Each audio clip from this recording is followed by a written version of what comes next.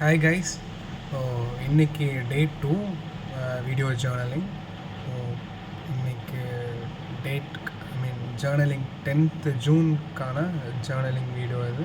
So time இப்போது 12:20 actually இன்றைக்கி 11 ஆயிடுச்சு. வீடியோ ரெக்கார்ட் பண்ண லேட் ஆகிடுச்சு.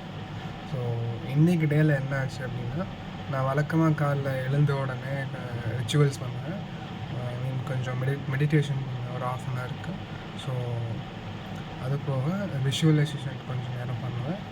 அப்புறம் நான் ஹாஸ்டலில் இருக்கேன் அப்படின்னால மெஸ் டைமுக்கு கரெக்டாக போயிட்டு சாப்பிட்டுட்டு அதுக்கப்புறம் 8:30க்கு கரெக்டாக உட்காந்து நான் எப்போவுமே அப்ஸ்கில்லிங் பண்ணுறதுக்கு நான் டைம் ஒதுக்குவேன். ஸோ மார்னிங் ஃபுல்லாக அப்ஸ்கில்லிங்காக, ஸோ ஆஃப்டர்நூன் மேபி கொஞ்சம் நேரம் நேப் எடுத்துகிட்டு, ஸோ அதுக்கப்புறம் அந்த செமஸ்டருக்காக ப்ரிப்பேர் பண்ணுவேன். ஸோ அந்த ஸ்டடி ஹாலிடேஸ் விட்டதுலேருந்து ஒரு 4 to 5 days அப்படி தான் போயிட்டு இருந்துச்சு.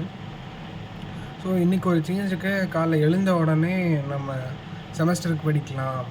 ஸோ அதுக்கப்புறம் நம்ம அப்ஸ்கில்லிங் பண்ணுறது, ஸோ நம்ம கிளைண்ட்டுக்கு தேவையானதை லைக் எந்த மாதிரி ரெடி பண்ணலாம் அப்படிங்கிறத லைக் ஒரு சேஞ்சுக்கு பண்ணலாம் அப்படின்னு. ஸோ இதுக்கு முன்னாடியுமே கொஞ்சம் ரெண்டுக்குமே மேனேஜ் பண்ணுறதுக்கு ரொம்ப கஷ்டமாக தான் இருந்தது.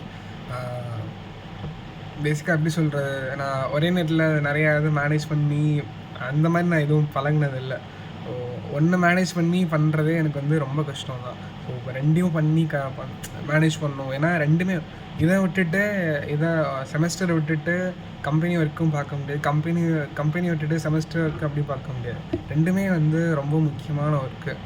ஸோ ரெண்டையும் மேனேஜ் பண்ணுறதுக்கு ரொம்ப கஷ்டமாக தான் இருந்துச்சு.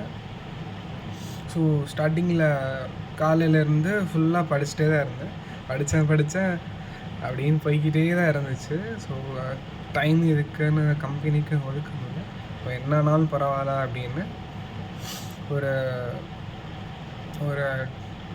10க்கு அப்புறம் சரி பரவாயில்ல தூங்கிடலாம் அப்படி இருந்துச்சு. இல்லை நம்ம கமிட்மெண்ட் கொடுத்துட்டோம், பண்ணியே ஆகணும் அப்படின்னு இப்போது அப்ஸ்கேலிங் பண்ண ஆரம்பித்தோம். பேசிக்காக இப்போது எதில் என்ன பண்ணேன் அப்படின்னா, காப்பி ரைட்டிங் மாஸ்டர் பண்ணுறதுக்காக நான் யூடியூப்பில் ஃப்ரீ வீடியோஸ் அந்த கோர்சஸ் பார்த்துட்டு இருந்தேன்.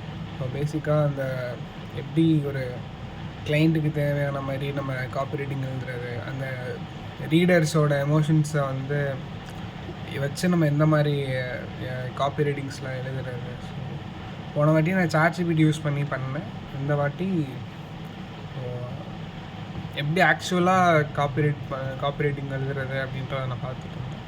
ஸோ இன்றைக்கு டே இவ்வளோ தான். Okay, by.